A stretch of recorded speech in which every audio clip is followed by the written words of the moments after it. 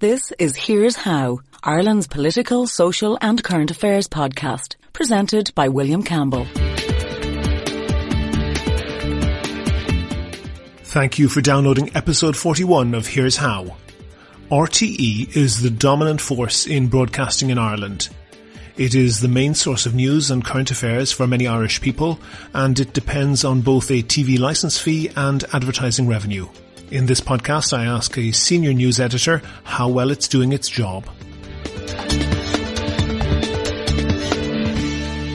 Here's How is Ireland's political, social and current affairs podcast. Make your view heard. Just dial 076 603 5060 and tell the world what you're thinking. Your voicemail may be included in the next podcast. You can find tips on recording your contribution and other ways to contact the show at here'show.ie/call. The Irish national broadcaster is RTE. RTE receives about €1/3 billion each year, roughly half each from advertising and the €160 licence fee that each household must pay if they have a TV, regardless of whether they actually watch RTE television. The money is spent on RTE's TV, radio and web services, which include music, sport, drama and entertainment, but I'm particularly interested in RTE's news and current affairs output. And on the line is the RTE news editor, Donal Byrne. He's also in charge of forward planning with RTE News. Donal, my belief is that because of its dominant position in Irish broadcasting and also because of the licence fee, RTE obviously has to be impartial and truthful and represent all standards, all strands of society. But I think they also have a duty to Irish democracy. What is RTE's view on that? Well, of course we have a duty to Irish democracy. We are the public service broadcaster. We have a far broader remit, perhaps, than other broadcasters. We have a number of constraints on how we operate and how we produce our content that don't necessarily apply to purely commercial outlets. Mm-hmm. We take this responsibility very seriously. Accepting money from the licence fee isn't simply a mechanism for us to spend money. In our view, it's a way of investing money in the kind of news and current affairs coverage that people expect and deserve. Mm-hmm. There's a journalistic standard that a lot of media organisations follow, which is that nothing is reported as fact unless it's confirmed by two independent sources. Does RTE follow that? Yes, and in many cases more. By definition, we deal with many sensitive topics and subjects in our everyday output, which require considerable checking. As you can imagine, in a news organisation of this size, and given the prominence that it holds in Irish society as a mechanism, as a method for informing people's opinions on all kinds of issues, not necessarily just political issues, but social, religious, economic, educational, and so on. So we are a broad church, as you pointed out in your introduction, in terms of the kind of output that we have. But we have an ultimate responsibility to our listeners and viewers that supersedes absolutely everything that we do. And one of the key tenets of the way that we operate is that we don't peddle, if you like, for want of a better word, our personal opinions on anything. We have a legal and an editorial responsibility to ensure that our output is trusted by the public. And I think that's borne out in the reaction to various stories and investigations carried out by RTE. There is an expectation of credibility. When you see or hear something on Morning Ireland, News at 1, the This Week programme, the 6 o'clock news, the 9 o'clock news, prime time, the investigative programmes, you have to believe that what you're hearing is truthful, is accurate and is fair. And that is our greatest responsibility. There's one particular phrase that I think troubles some people, and I've heard it many, many times on RTE. Maybe you can explain it to me. What does known to Gardaí mean? Known to Gardaí, I suppose, that isn't just a phrase you hear on RTE. It's common to all media outlets. I'm not sure the context of your question. I mean, if you'd like to give me an example, I could perhaps elaborate. I genuinely don't know what it is. I mean, I know a few of the lads on first name basis in my local station. If you reported about me, would I be known to Gardaí? I really don't get the point of the question. I mean, it would depend entirely on the context in which we were reporting on you or your activities. Mm-hmm. Known to Gardaí is perhaps a pejorative phrase. It's something we're careful about using. Mm-hmm. But, for example, it has been used widely in the media as a code for people who have criminal intent, for example. But that's not a judgment call that we make. It is something that we occasionally will refer to in order that we can inform people that the person we are talking about, we may have, for example, information that we are privy to that might suggest that people should be aware, for example, in the case of a missing child or a case of paedophilia or whatever, instead of saying Gardaí are looking for a person, if the Gardaí chose to share information with us, to suggest that this was a particularly dangerous person, perhaps we might use that phrase. Sure. I think, in fairness, that phrase is usually used about people who are dead for one reason or another. But it strikes me, and the reason I think it might be problematic, is that it seems like innuendo. It seems like saying the person is a criminal without quite saying it. Actually, William, we're not in the business of innuendo. But you can see how it's not... Well, again, if you'd like to give me examples of when and where this was used, I would certainly contextualise them for you. Sure. Well, one good example of when it was used, Derek O'Toole was killed when he was hit by a Garda car in March 2007. And he, I think, died at 7:30 in the morning. And within hours of his death... he was described on RTE as known to Gardaí. It later transpired there was a GSOC investigation into that. He had no criminal associations whatsoever. He was an upstanding citizen. Is it possible that when something like that happens, RTE is not relying on multiple independent sources, that you're leaving yourself open maybe to being used by the Gardaí to, when they want to blacken someone's name, they want to get a dig in before they get criticised? William, I have to emphatically reject any agenda on our part. You're talking about a case which is 9 years old. Mm-hmm. I'm not familiar with the particular case, so I really can't elaborate on it. Okay, but you can see that if RTE were to broadcast to say that someone, I mean, you could say that somebody has X, Y, and Z convictions, or you could just more vaguely say they have criminal convictions if you were aware of that. But you can see how if and there have been, many difficulties with the way the Gardaí have been operating, that it's open to them to let you know on the QT, this guy's a wrong one, and it sort of gives the impression that this is somebody who, polite society don't really need to worry if they're dead. William, we don't accept things on face value from any one particular source, and we inform ourselves as broadly as we possibly can. We have very clear editorial guidelines, and we apply those guidelines across the board equally and fairly. So it really doesn't matter whether you are someone whose name has been blackened by a particular party, or whether you're the Taoiseach or a member of the Cabinet or a member of the Oireachtas. We apply the same standards fairly to everyone. Okay. And I don't think we're found short in that respect. Well, GSOC certainly found both RT and, I should say, other media outlets as well short in that. I think, in fairness, if you wanted to raise a case which is now 9 years old and with which I personally am not familiar, perhaps you could have given me some notice and we could have been perhaps a bit more constructive or elaborate more than I can at the moment. Sure. I'm really giving that as an example and more. And I did. Well, you're using a very specific example. Sure. I'm quite happy, by the way, to address any specific example that you have. In this case, I'm not familiar with the case. Okay, I am more interested in the principle. And in the RT journalism guidelines that I got on your website, it says we should be reluctant to rely on a single source, especially if the information from that source has been given on condition of anonymity. And what I'm really looking for you is, when I hear something in the news, what does it mean? When, for example, I hear on the news somebody was well known to Gardaí, is it possible that that's coming from multiple sources or maybe just from one Garda source? It's probably entirely likely that it's coming from multiple sources. Okay. That's something that I think listeners are interested in knowing. And I think at one point, if I could make the point, William, is that, as I said, we apply our standards fairly. Mm-hmm. We seek to establish the truth in every case, because that is the ultimate responsibility we have to listeners and viewers. We do deal on a daily basis with all kinds of information, with all kinds of innuendo, with all kinds of suggestions, with all kinds of attempts by people to blacken other people's names. If we were to simply accept as fact, based on one source, anything that was said about an individual, I think we would have a serious credibility issue. I should say, and I appreciate that it's not fair on you to expect you to have details at your fingertips of a single case, or even several cases that may have happened some years ago.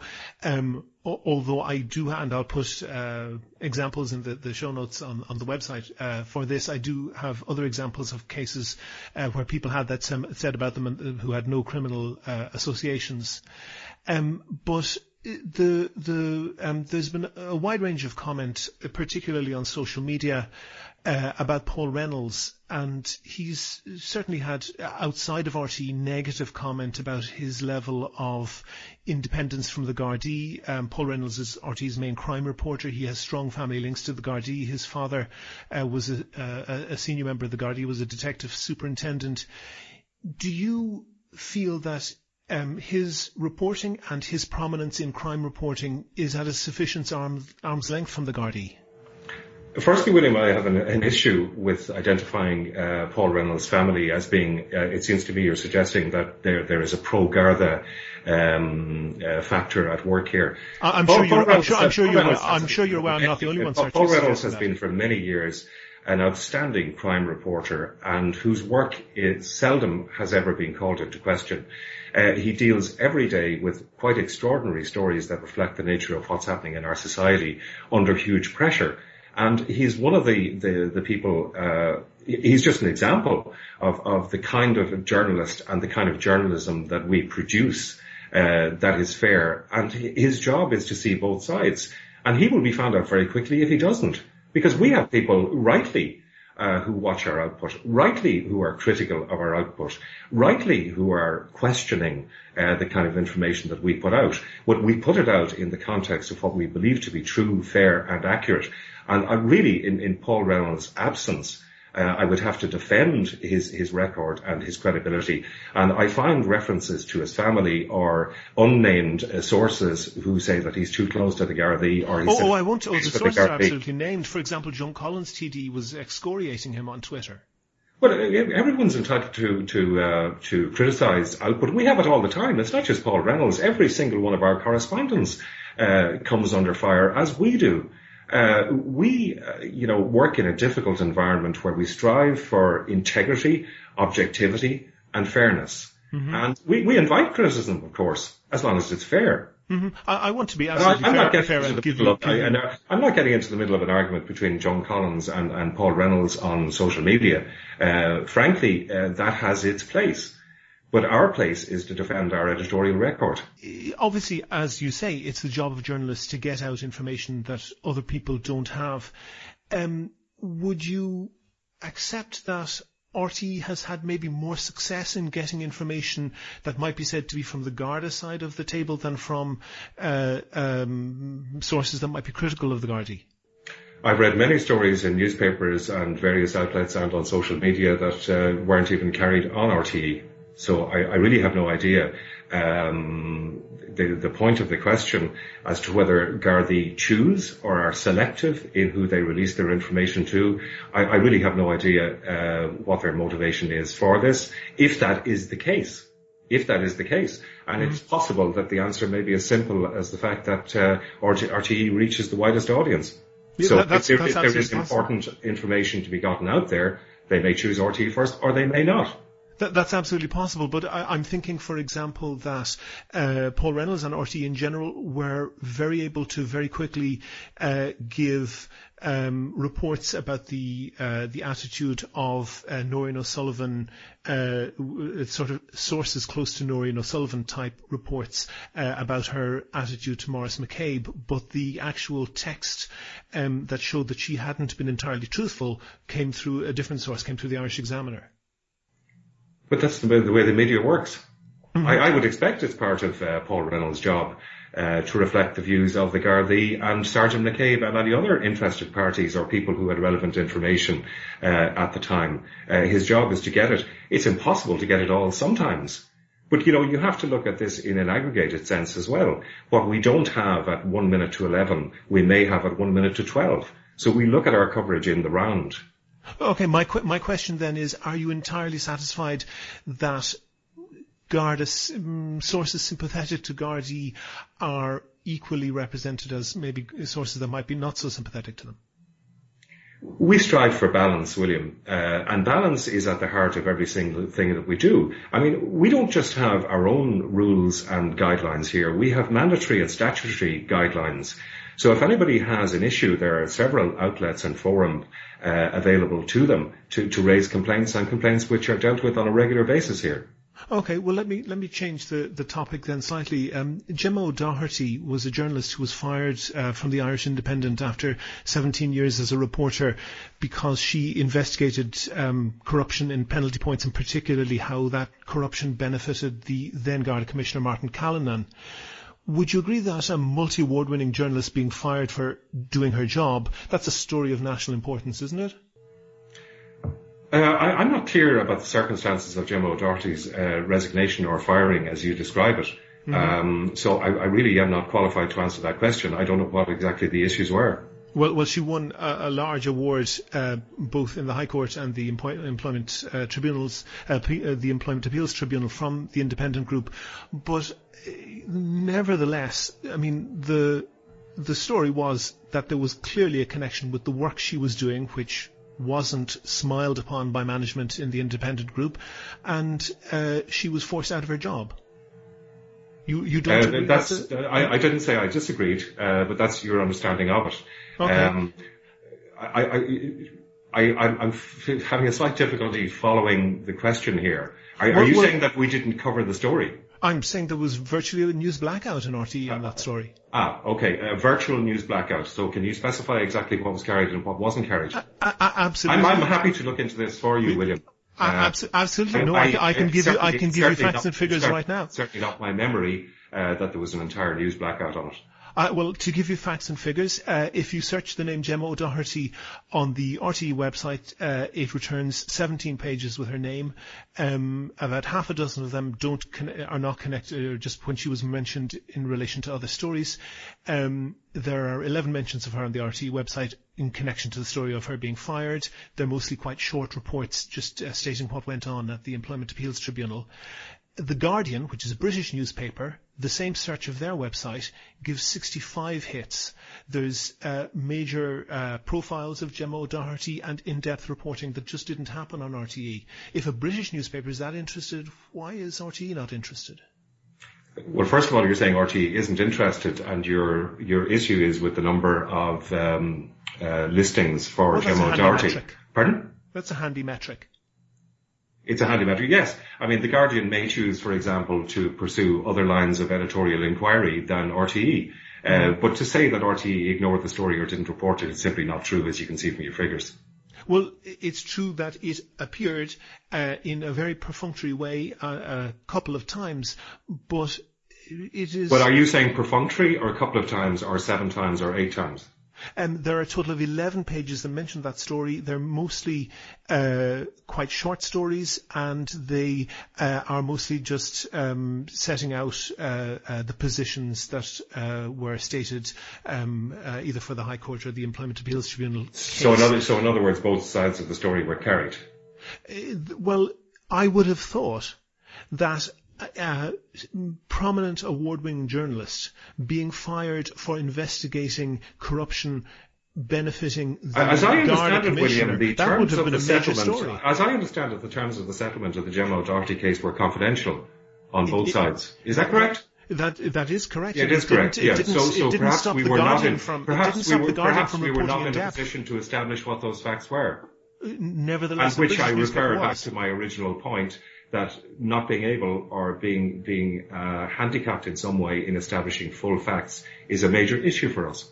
But you accept that the Guardian covered in vastly more depth. I haven't seen the Guardian coverage, actually. I remember stories in the Guardian at the time, but I haven't seen the full and comprehensive list. Okay. Personally, I would have thought that would have been the stuff of sit-down interviews with Gemma O'Doherty, of primetime specials and so forth, not, a kind of short stories on the website and a 2-minute item on the news. Again, I refer you back to the fact that if we didn't have the facts because of a confidential agreement reached between two parties in the High Court, in some cases, and possibly in this case, the issue itself became slightly more impenetrable for us than perhaps for The Guardian. So perhaps people decided that they wouldn't be bound by that confidential agreement in the High Court and decided to provide details, because I have no idea whether those details... I have no idea whether those details are even accurate. Well, a large chunk of the reporting happened long before the High Court case was settled. So the High Court case was settled. Again, I wasn't privy to it, and I don't think very many people were, and the terms of the settlement were not disclosed. So I find the picture slightly incomplete, William, without the terms of the settlement.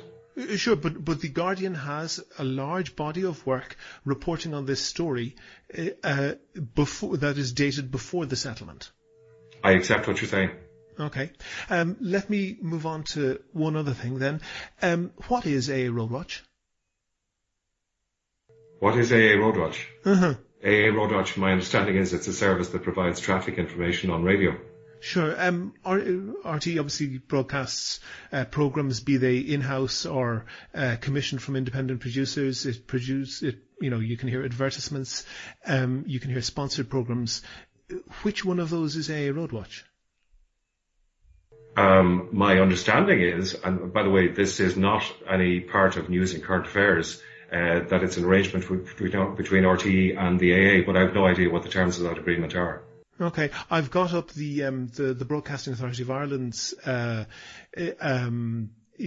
definition of sponsorship, and sponsorship is, according to the BAI, any contribution made by a public or private undertaking to the financing of television or radio programs with a view to promoting its name, its trademark, its image, its activities, its products, or its services. Am I correct in thinking that when I turn on Morning Ireland or whatever program that has a Roadwatch on it, the person who's reading out that traffic news, that person's salary is paid by the AA, is that correct? I'm afraid I have no idea, but I would assume so. Okay, and they're not in Montrose, they're located in a studio in the AA building in the Dublin city centre, and the AA is paying the rent on that studio. I really have no idea about what their commercial arrangements are. Okay, as I understand it, that is correct, and that does seem very clearly to meet the definition of sponsorship, doesn't it? I think that's something you need to address with RTE corporately. It certainly doesn't apply in News and Current Affairs. Okay. It is an insert into a News and Current Affairs programme, but it's not something which is part of the editorial process on Morning Ireland. On first face, you would have to say that does appear to meet the criteria of being a sponsored programme. I really have no idea what the terms of the agreement are with the AA, so I'm afraid I can't elaborate on that. Okay. In the past, programmes like Morning Ireland and other news programmes have actually used the AA studios that are normally used for AA Roadwatch, have used those for guests being interviewed as well. Do you still do that?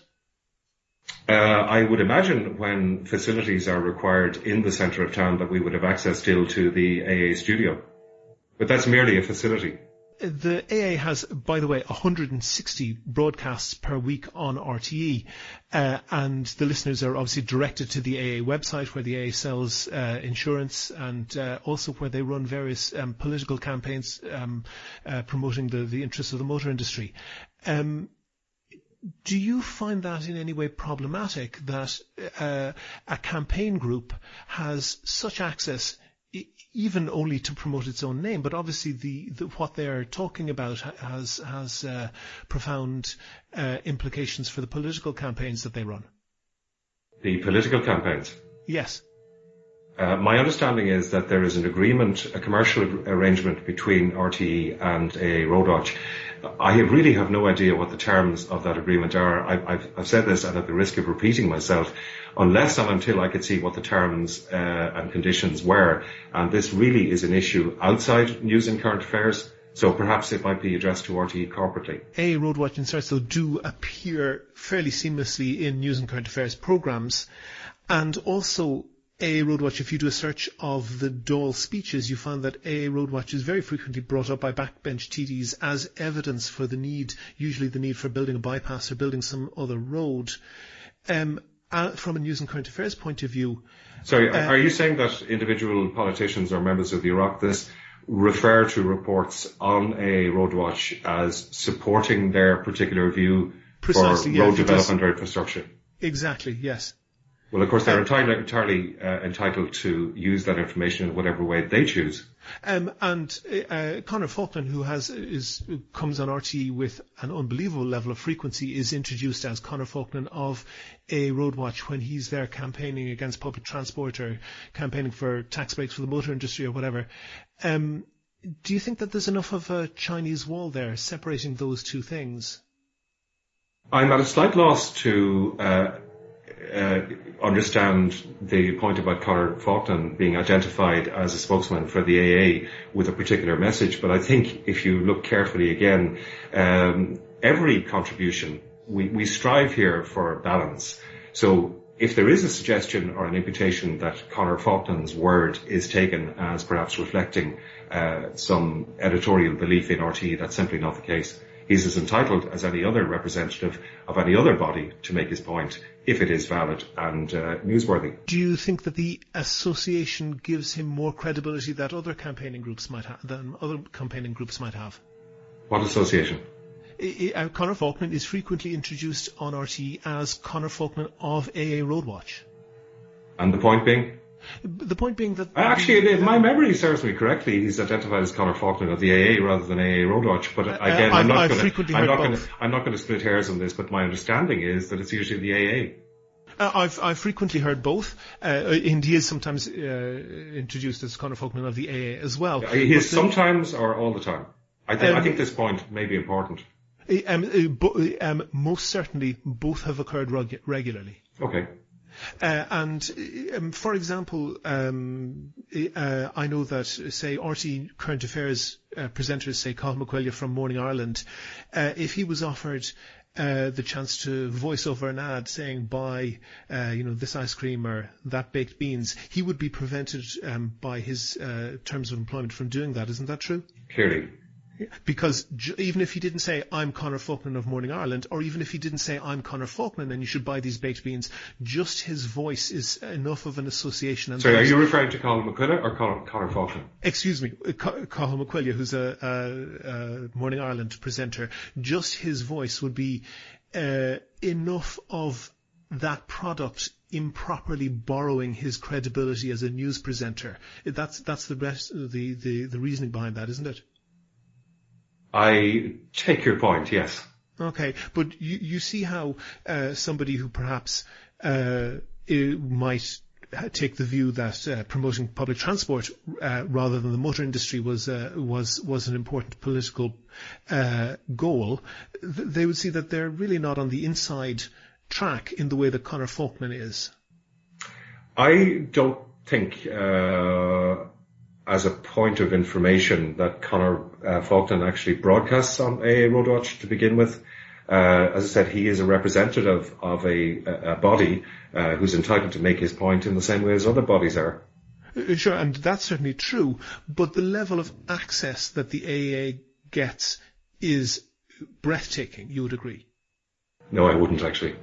You don't think... No, I don't think it's breathtaking at all. Okay. I don't think anybody's contribution on RTE is breathtaking. I'll leave that aside. But Conor Faulkner has essentially been made a household name. Do you think that there are any other individuals campaigning in the same field of transport, say somebody from the Irish Cycling Campaign or somebody campaigning for an improvement in public transport is a household name? It's your view he's a household name. He certainly has established himself over many years as a spokesman for the AA, and that's how he is simply regarded within RTE. I want to change the topic again. RTE, do you think RTE perhaps suffers from a lack of talent? And if you look at, for example, broadcasters in other European countries like Portugal or Spain or Greece, they those countries are essentially a single language block, and that means that broadcasters in, say, for example, Portugal don't lose their talent to bigger broadcasters in Spain. Do you think that the closeness of BBC and ITV and Sky means that RTE has a talent drain? I think, if I follow your question and the logic of it, a talent drain would suggest that there is little or no talent in RTE. I think the straight answer to that question is, if there was little or no talent in RTE, I don't think we'd have very many viewers or listeners. Sure, but for example, in the previous generations, Terry Wogan and Eamon Andrews left to go to Britain. Currently, people like Graham Norton or Darragh Brian, in any other European country, they would, you'd expect they'd be broadcasting on their home country services. But in Ireland, they moved to, I think they both work for BBC. I mean, I'm not going to explain or legislate for the career choices of Darragh Brian or anyone else who is offered a very good job. My understanding is that the market demands and the market pays. And if you're talented and if you want to live and work elsewhere, it's a pretty fundamental human right. Okay.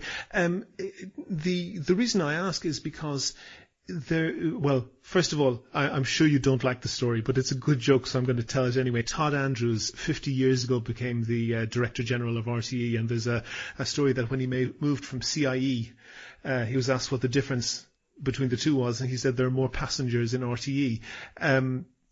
And in fact, Todd Andrews' grandson is David McSavage, has had his own show on RTE. Another of his grandsons, Ryan Tubridy, obviously, and Ryan Tubridy's girlfriend, Eva Nihulawan, has had her own show. And I've got a whole list here of people who are related to other people in RTE. I don't necessarily want to list it all out, but it does seem to be strikingly controlled, and perhaps not controlled, but dominated by a few families. I'm really at a loss with this question, William, I'm afraid. Your Todd Andrews joke sounds like a vaguely amusing 50-year-old joke. If you're suggesting that nepotism exists in RTE to the extent that it's dominated by a few families, it sounds like more a part of a Mario Puzo novel than the reality of working in RTE. And certainly, to impugn someone's contribution to RTE by saying their association with a particular family got them a job in RTE. And my information is that, for example, David McSavage isn't too happy with RTE at the moment, which is the reason he's refusing to pay his licence fee. So embracing in the arms of nepotism someone who clearly in a district court has made his unhappiness with RTE and the way he's been treated by RTE as he perceives it, it seems to me that the question lacks logic. Okay. Well, for example, Philip Boucher-Hayes is the nephew of Miles Duncan. Eileen Dunn is the daughter of Mick Dunn, the GA reporter. Richard Curran, the reporter, is the brother of the Director General, Noel Curran. Colin Murray's sister also works there, Kathleen Murray, his nephew, Cathal Murray. Lottie Ryan is the daughter of the late Jerry Ryan. That's quite a long list. Jerry Gogan is the son of Larry Gogan. Lindy Clark is the daughter of John Clark. Damien Collins is the son of Ronan Collins. Anton Savage is the son of Tom Savage, and they're all RTE personalities. That's quite striking, isn't it? I'm not aware of Anton Savage's current contribution. You've mentioned at least one person who is sadly deceased. Mm-hmm. I think you really need to go and check how people, if, for example, they were inspired to go into broadcasting and have found work. But I mean, I found the overall tone of your suggestion that the nepotism you seem to be suggesting existing in RTE is far from my experience. Well, a very clear example in that case is there was a feature on the Countrywide programme promoting the dog grooming service of Nancy Creedon. I think there's a lot of those businesses around the country that would, small businesses that would be very grateful for that level of publicity. I'm afraid I've no idea what reference you're making to a dog grooming programme. I didn't see it. It was a feature on a programme that featured, for very little reason other than it didn't seem to have any purpose other than promoting the business of the daughter of a very senior RTE presenter. But it's clearly your view there was no point to it. But not having seen it and not being aware of the content of the programme, I'm afraid I can't elaborate on it. I'm getting a tone perhaps of a little bit of a hostility from you, and I don't... No, frankly, William, it's not a tone of hostility. The reason I'm continuing at this interview is in an effort to help you perhaps understand in as much as I can from the news and current affairs perspective. But you're raising a range of corporate issues of which I wasn't aware, stories that are 8, 10, 12, 13 years old, which I wasn't aware of. My overall difficulty, I have to say, with RTE is, could be summed up in the word cosy, that it feels when you listen to RTE News compared to other channels that and perhaps it's the function of being a small country, but that RTE News seems to have a cosy relationship sometimes with the people that they're reporting on, that people like the AA who have a very cosy relationship with RTE get a large amount of publicity. It has been commented also that the level of access of a group like the Iona Institute is vastly in excess of what their numbers would justify. Do you think that RTE really should be employing quite so many children of former presenters? Wouldn't it be better that RTE should be employing people like Gemma O'Doherty, people who are kicking up a fuss? You're absolutely entirely entitled to your views and opinions, William. Perhaps you believe that. That's absolutely fine with me. I'm not here to suggest that you're wrong. What I am here to suggest is, and to tell you very clearly, if you think life is cosy in news and current affairs, you haven't spent very much time around here. We have a less than cosy relationship with many, many interest groups and pressure groups, and we are constantly under pressure from them, which suggests to me, in my experience as a news editor and as a programme editor, that we're getting something right when you're getting equal volume of complaints from both sides. That's a very trite argument to say that all somebody has to do to demonstrate that they're not the benefit of any bias is to kick up. I'm not clear I follow your question. You said you made the point that this was we had a cosy relationship. We have a far, maybe it does to you, and you're certainly entitled to your opinion. Life is far from cosy here, I can tell you. And we do not indulge ourselves in cosy relationships with interest groups.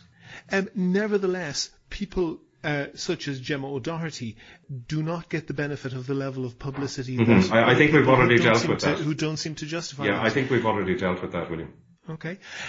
What is the future for RTE News and Current Affairs, do you think, Donal? I think it's a very strong future. I think our audience figures suggest that we have a credibility, that we are capable of the kind of impartiality and objectivity that people expect and require.